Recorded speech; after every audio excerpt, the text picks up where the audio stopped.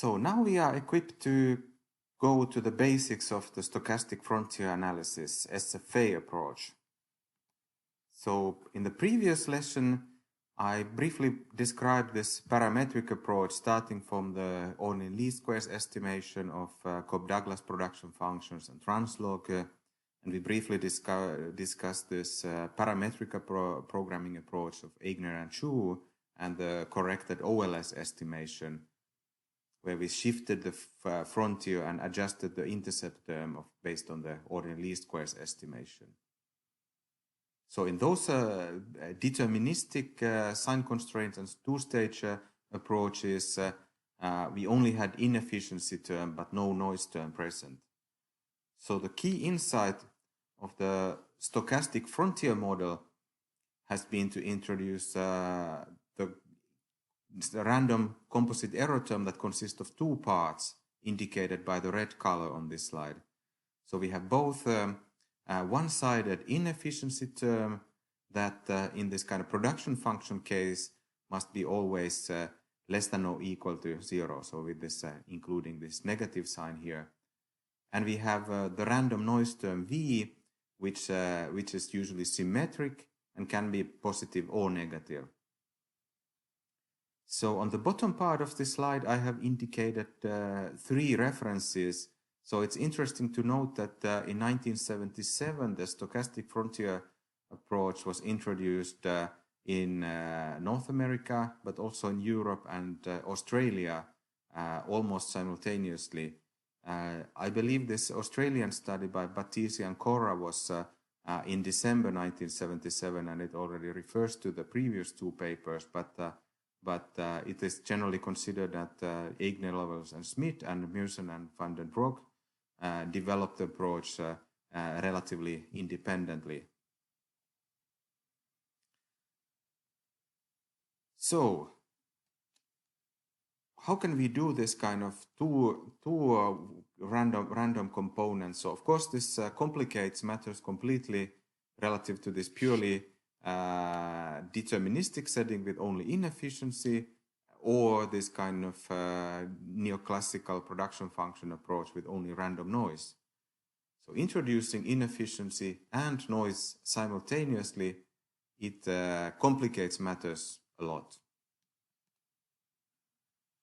So this is why in the stochastic frontier modeling, we need to resort to some kind of parametric distributional assumptions. Otherwise, there is, at least in the cross-sectional setting, there is little hope to estimate anything. And usually for the error term, so this random noise term V, we assume that the noise term is normally distributed with 0 mean and a constant variance, although this constant variance can be relaxed to model heteroscedasticity also. Then for the inefficiency term, we also need to introduce some parametric distributional assumptions. The classic Eigner-Lovells-Smith paper assumed considered both half normal distribution and exponential distribution for U. Later, this class of distributions has been further extended to truncated normal and gamma and some other distributions. But that is partly a limitation of the stochastic frontier approach, that we need to have some kind of distributional assumptions, and there's not really any clear rule for choosing which distribution would be better one. So we need to take some kind of assumptions for granted. So here is an illustration for the density functions of the half normal and exponential distribution. So notice if you compare it to this usual kind of bell-shaped density of the normal distribution, now because this inefficiency term U is always non-negative, so we can only consider positive values of U. And this in this diagram that I have taken from Bill Green's book chapter, this compares the normal and exponential. So normal refers to the half normal distribution of U in this case. So in both distributions, the largest density is near zero, so near the full efficiency of the frontier, and this density then decreases as we move further and further away from the frontier. This is the usual kind of pattern for the inefficiency distribution, and notice that both these distributions are monotonic decreasing, similar to this Banker's 1993 development of the non-parametric maximum likelihood distribution. So both this half-normal and exponential distribution satisfy the assumptions of Banker's proof for the consistency of the data envelopment analysis estimator. So to estimate the stochastic frontier model, there are two approaches. Let me mention the second approach first. So we can have a full information maximum likelihood where we estimate all model parameters jointly, including the parameters of the inefficiency distribution and the standard deviation of the noise term. Historically, actually, in this Eigner-Lovell and Schmidt article, they used what is called the modified OLS. So similar to the corrected ordinary least squares, we can start by estimating the slope coefficient beta by just linear regression. And giving the residuals, then of course these regression residuals depend on those inefficiency and noise terms U and V. So it is possible to then utilize these distributional assumptions for U and V to infer the parameters of those inefficiency and noise terms based on the regression residuals, because we know that this slope coefficients beta can be consistently estimated by ordinary least squares if there's no heteroscedasticity. And having estimated the parameters of this particularly the inefficiency distribution U, we can then adjust the intercept alpha similar to this corrected ordinary least squares. So remember that in the corrected ordinary least squares, we adjust the intercept alpha to envelop all observations. So we fix this parameter alpha based on this most efficient unit in the sample. Whereas in this modified OLS, we use the distributional assumptions of U and V, so we do not envelop all of the observations, but we would fix the intercept to based on the regression residuals, and we can utilize there also some pseudo likelihood approach or method of moments to find the most suitable modification for shifting the frontier. And in fact, the reason why I discussed this modified OLS, which might seem like some kind of historical development compared to the full information maximum likelihood, in fact, it turns out that this modified OLS is quite suitable approach for extending the stochastic frontier estimation from this kind of strictly parametric setting to the semi-parametric setting, where instead of the linear regression, we utilize some non-parametric regression techniques to relax the functional form assumptions for the frontier. So we will come back to this kind of modified approach in the non-parametric setting later in this course. So here is an illustration of the situation. So this is again referring to the R tutorial developed by Sheng Dai. So recall from the previous lesson the difference between the OLS regression and the corrected OLS.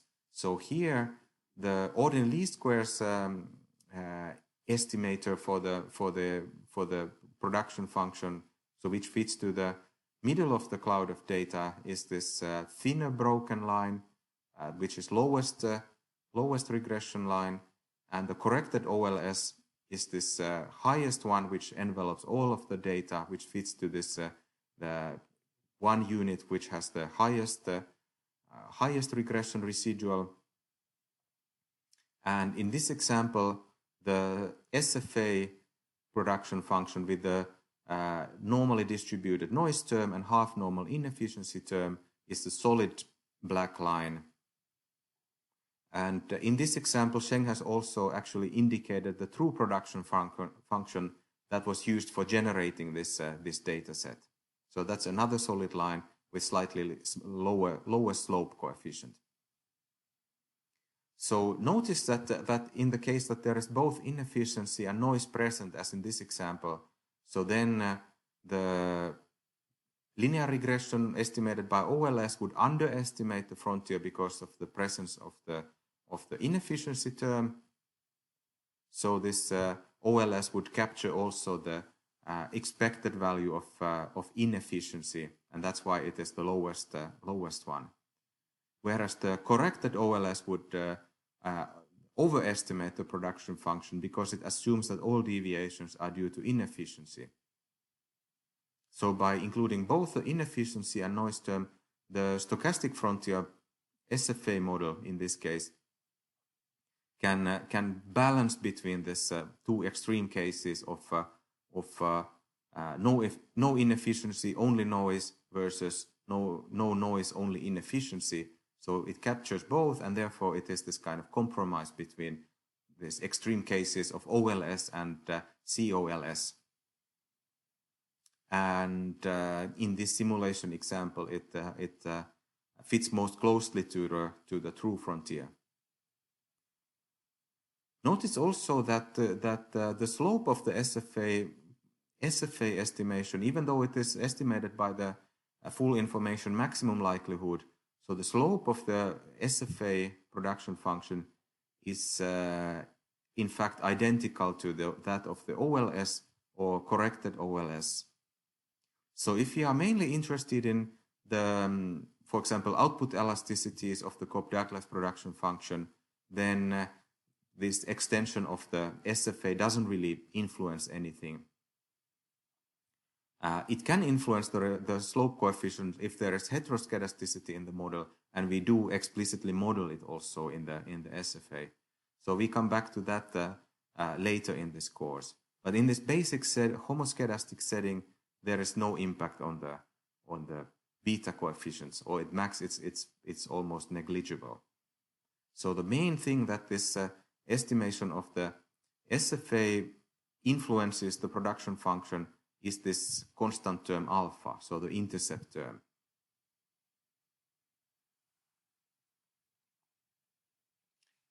So we are also, of course, interested in estimating the efficiency scores or inefficiency loss.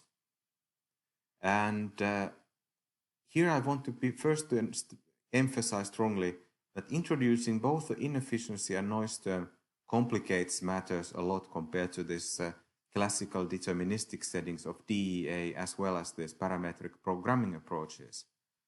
And I think it's very easy to understand that when we have both inefficiency and noise present, then the distance to frontier, it's no longer just inefficiency, it includes also noise.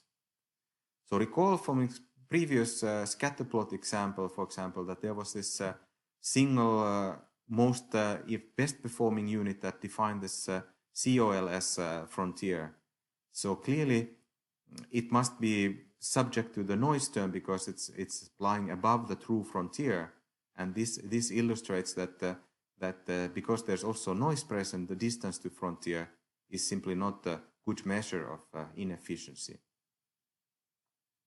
In fact, when we think about the inefficiency as a random variable, like in this stochastic frontier models, then in some sense trying to estimate inefficiency is like trying to estimate the realization of a random variable when we have perturbed also with the noise. So this becomes like a extremely difficult, perhaps even impossible task. And it's also good to pause for a moment to ask, is it really meaningful also to try to estimate the realization of a random variable, or should we just try to capture the distribution of it? So to illustrate the difficulty, here is a quite compelling figure of the density function of the composite error term of stochastic frontier model, where we have a normally distributed V minus half normal U. So this is the composite error term of the stochastic frontier model. And if you compare it to the usual kind of bell-shaped distribution of the normal distribution, notice that this kind of composite error term in the stochastic frontier model, in fact, it is also bell-shaped. The only distinguishing feature is that it's a little bit skewed. So the skewness of the distribution is solely driven by this asymmetric inefficiency term. But given the deviations from the frontier, it's very difficult to tell that to what extent this, for a single observation, we cannot tell that to what extent it's driven by the inefficiency and to what extent it's driven by the noise. We can only do that at the sample level.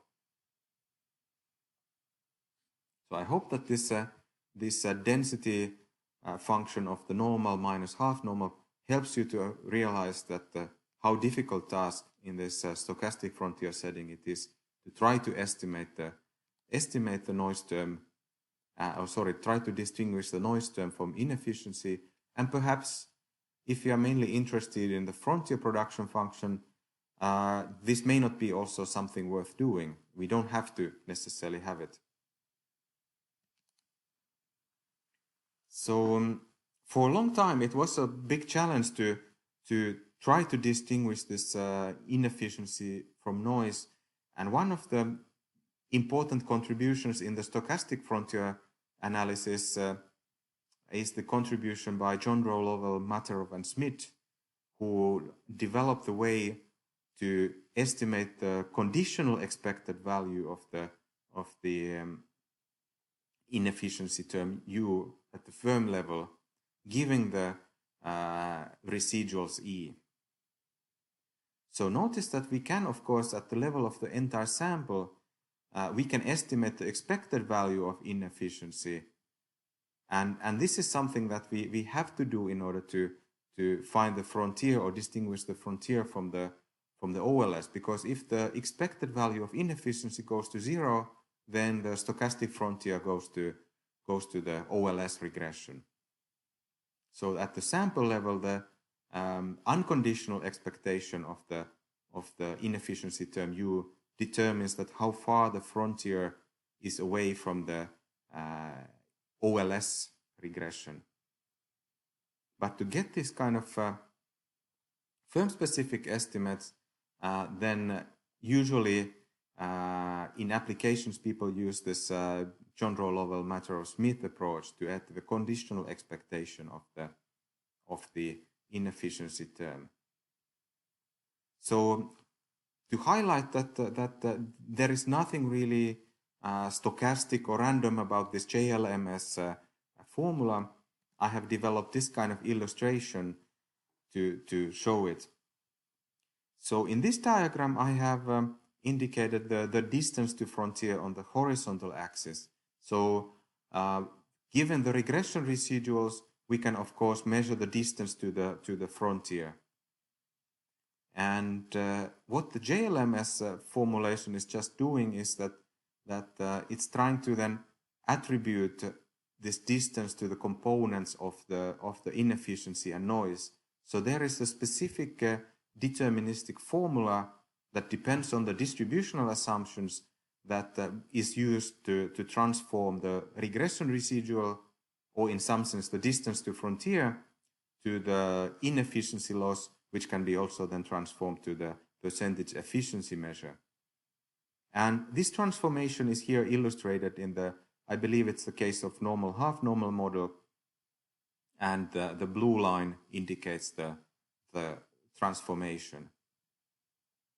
So if we start from the very low level of the distance to frontier, so if the distance to frontier is less than 100%, meaning that the unit under evaluation is below the frontier, then this broken black line indicates that what would be the case if there would be like one-to-one relationship between efficiency and distance to frontier. So notice that when the distance to frontier is less than 100% in the relative terms, then this JLMS efficiency is higher than the distance to frontier. So this, in practice, it means that for the less well-performing units or inefficient units, a large part of the distance to frontier is attributed to the noise term, and this efficiency, if the distance to frontier in relative terms is only 30%, this JLMS formula indicates efficiency of something like 75%, in fact. So such very large deviation from the frontier is attributed to the noise term. And the efficiency increases gradually as the distance to frontier increases, and notice that at a certain point then these lines cross, and the distance to frontier can be greater than 100%, indicating that the unit under evaluation would be above the frontier. So in that case, actually, then we interpret that this positive performance is actually also due to positive noise, and the JLMS efficiency is actually much lower. So there is the property that this JLMS efficiency cannot be greater than 100%. So no matter how well the firm is performing, it can never be more efficient than the frontier. So it's always less than 100%. So this illustrates, hopefully, that there is certain deterministic transformation of the distance to frontier to the efficiency scores in SFA. There's nothing random about that. And in fact, it has been also demonstrated, and it's kind of obvious if you look at this JLMS formula, that the SFA efficiency is also very highly correlated with the just simple OLS regression residuals. So if we wanted to have simply relative performance ranking, then the OLS residuals would do. Or if we just wanted to identify the best performing units, the OLS residuals would be helpful. So I believe that the estimation of the stochastic frontier as far as this shift of the intercept alpha is concerned, so in that sense, the looking at the skewness of the residuals can be helpful, but we should be also cautious with interpreting these JLMS efficiency scores, because it takes a lot of parametric distributional assumptions to transform those least squares residuals to the efficiency scores that are between 0 and 1, and for many purposes, making such kind of distributional assumptions might be completely unnecessary. So in the next lesson, I will then discuss the application of the SFA approach to the Finnish electricity distribution data that we have used also in the previous example.